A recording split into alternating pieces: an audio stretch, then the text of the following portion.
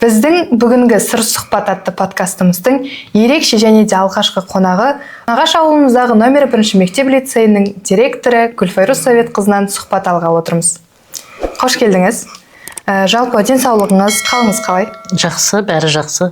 Қазір сізге бірнеше сұрақтар қойғым келіп отыр. Рұқсат болса бастасам.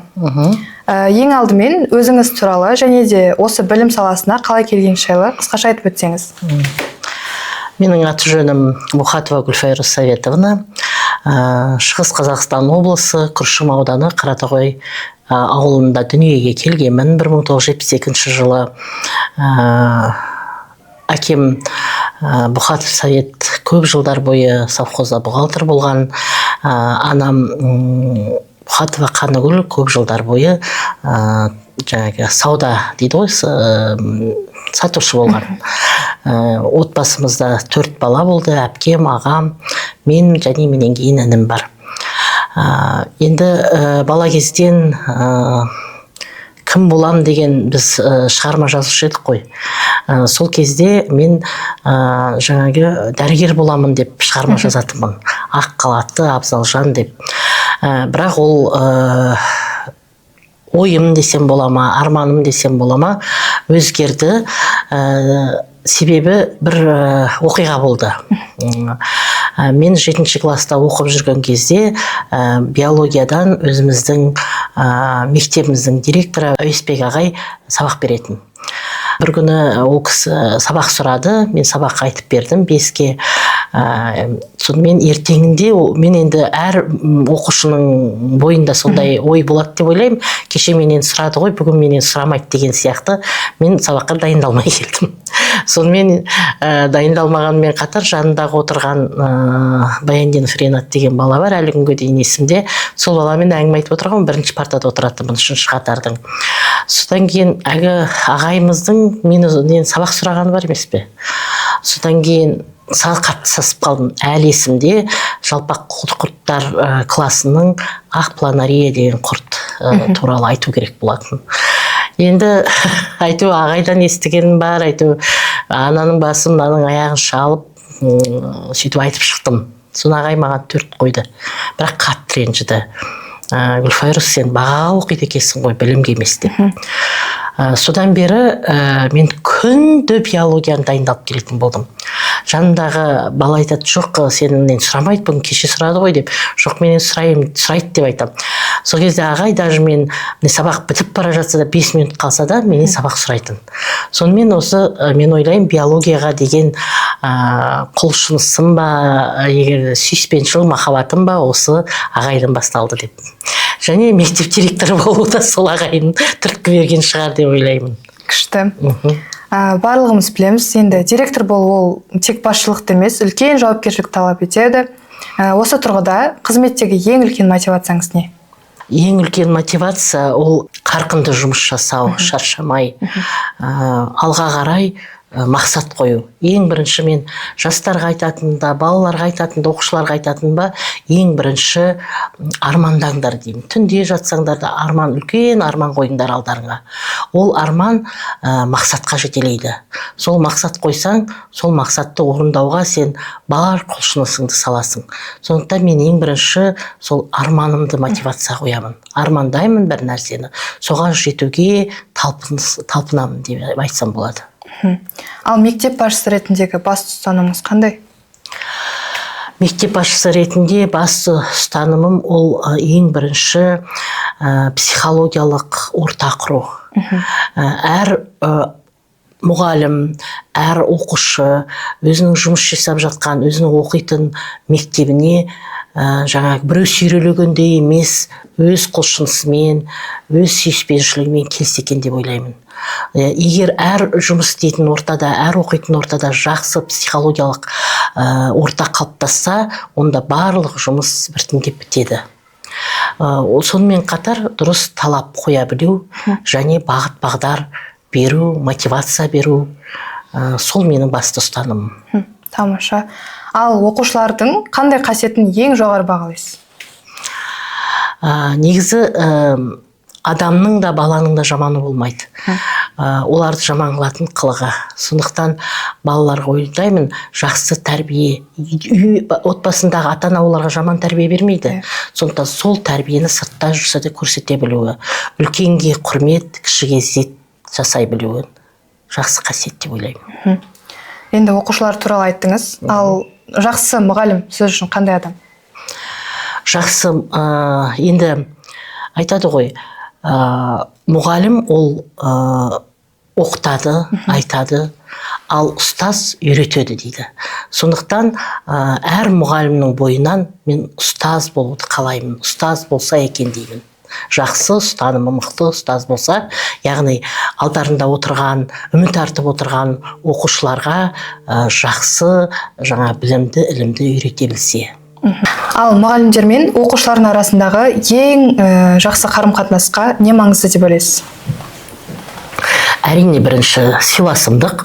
Әр ұстазды тұлға ретінде көре білсе оқушы, ал әр ұстаз сол алдындағы оқушыға, шәкіртке кумир ретінде көрінсе, яғни бәрімізге, мен де айтып отырмын ғой, өзімнің басымнан өткен оқиғаны, маған кумир, маған бағыт бағдар берген өзімнің ұстазым.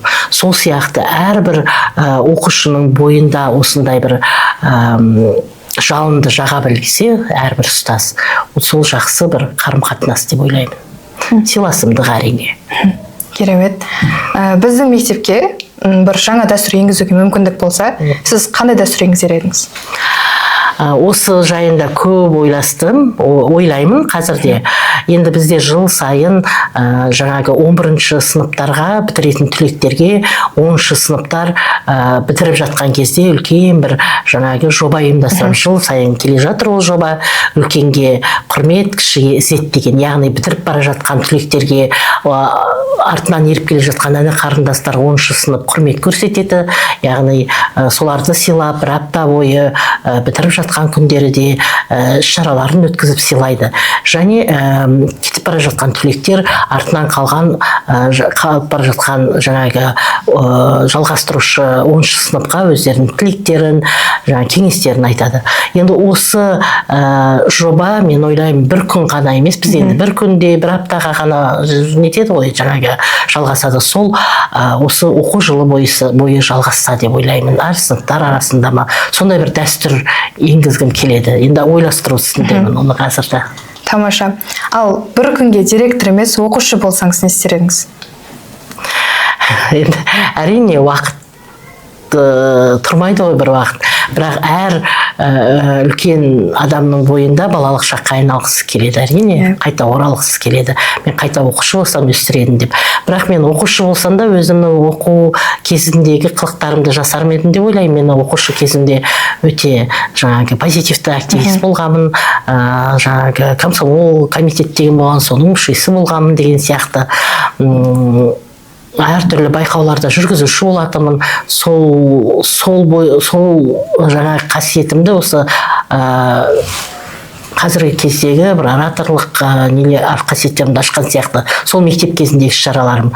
Оқушы болсам, мен де сол шараларды жасайтын едім деп ойлаймын. Әртүрлі жаңағы шараларды ойластырып, соларды мұғалімдермен бірге жүргізіп, сондай сөйтетін шығармын деп ойлаймын енді. Басқа ойым шықты. Оқушылардың қазіргі буыны мен сіздің буыныңыздың айырмашылығы қандай деп ойлайсыз?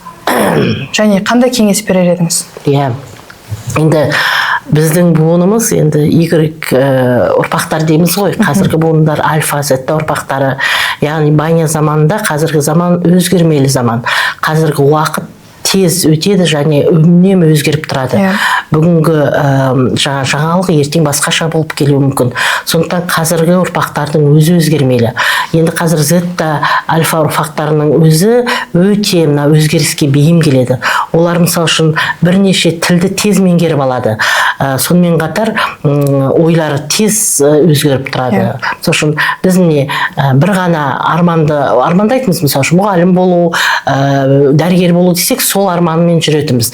қазіргі ұрпақтар, яғни қазіргі балалар, олар мамандықтарын күнде өзгертуі мүмкін.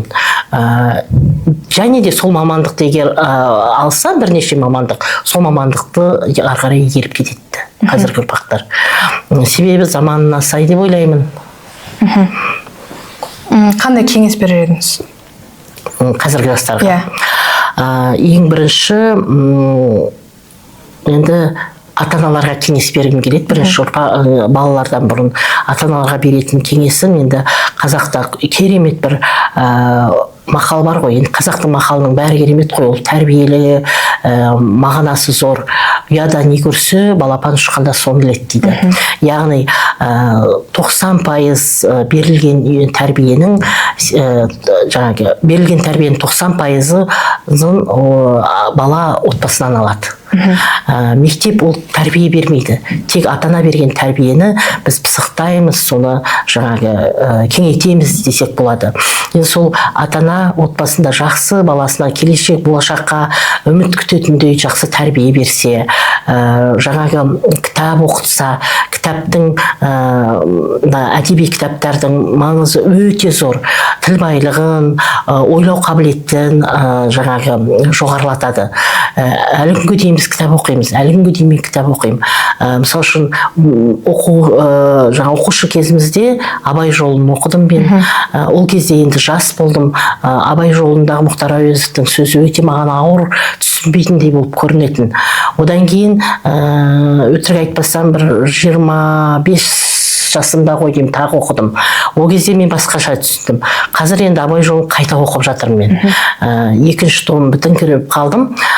Енді қазір мен басқаша түсінемін. Абай жолындағы сол әңгімелерді, сол жаңағы оқиға желістерін қазіргі заманмен салыстыра отырып, өте бір терең мағынада түсінемін. Сондықтан ойлаймын, балалар кітап оқыса, оның мағынасы зор болады деп. Бірақ соны оқыту үшін ата-ана қоса оқу керек, соны талдау керек, айтып отыру керек. Сол кезде бала қызығады деп ойлаймын. Кітап оқыған бала жерде қалмайды. Оның айтып отырмын ғой, жаңағы сөйлеу қабілеті, ойлау қабілеті өте жоғары болады. Сонымен қатар музыкаға баулу керек. Музыкаға баулған бала барлық пәнді жақсы игеріп кетеді. Спортпен айналысу керек. Спортпен, мысалы үшін бокспен айналысатын болса, ол бокстың бір жағында математика жатыр. Сондықтан мен ойлаймын, әртүрлі спортпен, әртүрлі жаңағы шығармашылықпен, музыкамен айналысса, кітап оқыса, балалар қазіргі балалардан керемет ұрпақ шығады. Қазіргі балалар бәрін қағып алады.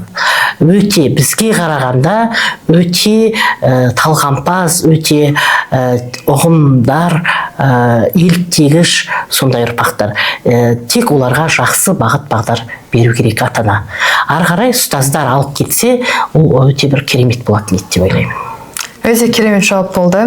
Не жеткен заманда жетіспейтін уақытта уақыт тауып келген үшін көп рахмет. Сұхбатымыз керемет деңгейде өтті деп ойлаймын. Алдағы күндеріңізге толағай табыс тілейміз. Рахмет. Рахмет. Осымен, құрметті көрермендер, біздің подкастымыз өз мәресіне жетті. YouTube арнамызға тіркеліп, пікірлеріңізді қалдырып, астындағы қоңырауда баса кетіңіздер. Келесі кездескенше аман, сау болыңыздар.